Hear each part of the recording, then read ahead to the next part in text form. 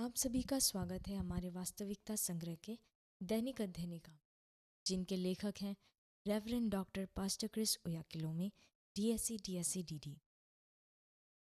आज के संदेश का शीर्षक है शैतान के प्रभाव के ऊपर जिए।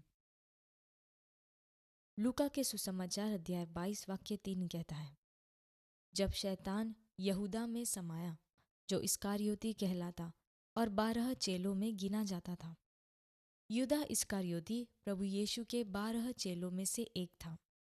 वह गुरु के साथ चलता था, उनकी शिक्षाएं सुनता था और उनके चमत्कारों का गवाह था। फिर भी यहूदा में एक कमजोरी थी।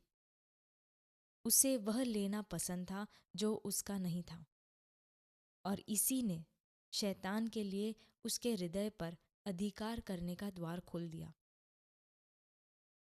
बाइबल बताती है कि यहूदा यीशु की सेवकाई का कोषाध्यक्ष था और अक्सर थैले में से पैसे चुराया करता था। यूहन्ना के सुसमाचार अध्याय 12 वाक्य 6।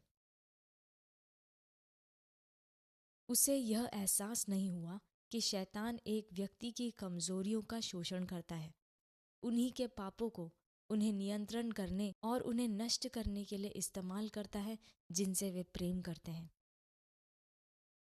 यहूदा सोचता था कि वह चतुर है, लेकिन वास्तव में उसे अपने पतन की ओर ले जा रहा था। शास्त्र बताते हैं कि यहूदा यहूदिया के नेताओं के पास गया और गुरु को पकड़वाने का प्रस्ताव रखा।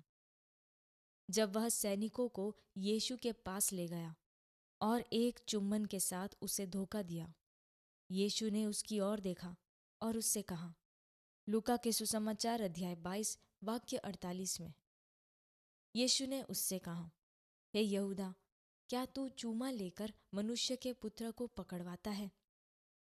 तब भी यहूदा को कोई पछतावा नहीं हुआ, जब तक कि उसने यीशु को मृत्यु दंड पाते नहीं देखा।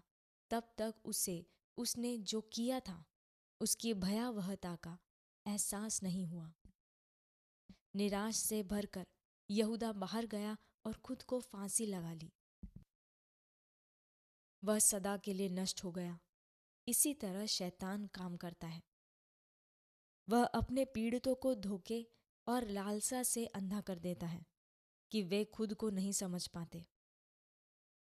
वह उन्हें ऐसे काम करने को प्रेरित करता है जिनकी वे व्याख्या नहीं कर सकते, और ऐसे निर्णय लेने को मजबूर करता है जिन्हें वे पलट नहीं सकते। यहूदा का कभी भी हत्यारा बनने का इरादा नहीं था, लेकिन पाप एक ऐसा मार्ग है जिसमें कोई सुरक्षित दूरी नहीं होती। इस बारे में सोचें कि कितने लोग आज यहूदा की तरह लालच, क्रोध या वासना से भटकाए जा रहे हैं। कई हत्यारों, लुटेरों और हिंसक पुरुषों के परिवार, माता पिता या बच्चे हैं जिन्हें वे प्रेम करते हैं। फिर भी वे अकल्पनीय काम कर बैठते हैं और बाद में खुद से पूछते हैं, मैंने ऐसा क्यों किया? लोग अदृश्य प्रभाव से संचालित हो सकते हैं जब वे गलत इच्छाओं के सामने झुकते हैं। इसलिए अपने हृदय की रखवाली करना बहुत महत्वपूर्ण है।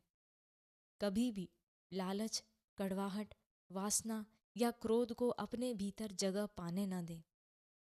अपने हृदय को वचन से भरें और अपने आप को पवित्र आत्मा के अधीन कर दें। यही तरीका है जिससे आप शैतान को बाहर रखते हैं और सत्यनिष्ठा और सत्य में चलते हुए उसके प्रभाव के ऊपर जीते हैं। हम प्रार्थना करें। प्यारे पिता, आपके वचन के प्रकाश और आपके आत्मा की सेवकाई के लिए मैं आपका धन्यवाद करता हूँ, जो मुझे सत्यनिष्ठा और सत्य में चलाए रखती है। मेरा हृदय आपके प्रेम से भरा है और मेरे विचार आपकी इच्छा के अनुसार है। मैं शैतान के हर प्रभाव को अस्वीकार करता हूँ और आत्मा की बुद्धि, पवित्रता और सामर्थ्य में चलता हूँ, यीशु के नाम में, आमीन।